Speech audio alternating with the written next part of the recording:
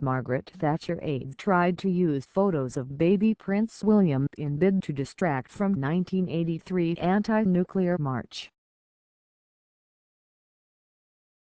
Margaret Thatcher's senior aides used pictures of a baby Prince William in an attempt to distract attention from a 1983 anti-nuclear march, official government papers revealed.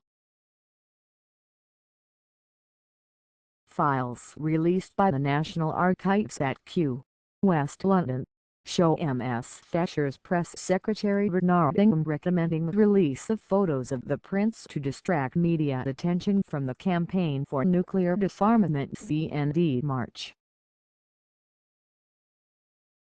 The papers show ministers feared protests at the Greenham Common airbase in Berkshire could prevent U.S. missiles from being deployed there.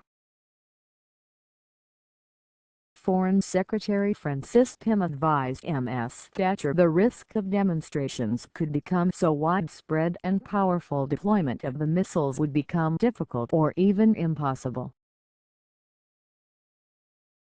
By Easter, the focus was on a planned 14-mile human chain with tens of thousands of demonstrators linking up in a line extending from Greenham Common to the Atomic Weapons Research Establishment at Aldermaston and the Royal Ordnance Factory at Burghfield.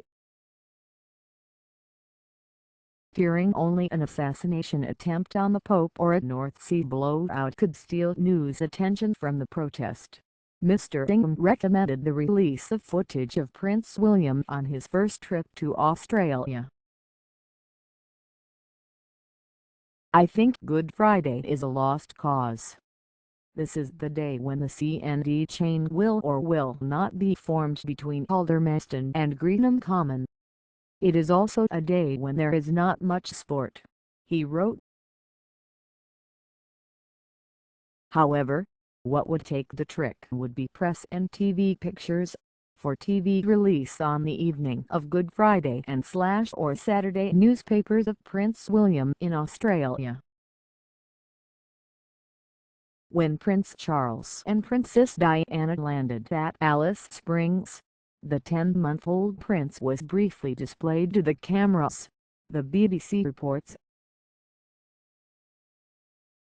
By the autumn, with the first missiles set to arrive at Greenham Common, Mr. Heseltine informed Ms Thatcher there would be 4 infantry battalions on standby in case of any trouble from the demonstrators.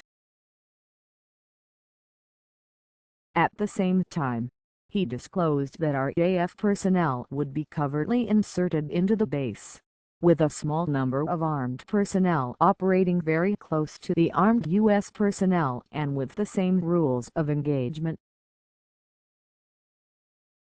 The political implications of a demonstrator being shot by an American guard would, at this stage of initial deployment, be very grave, he wrote.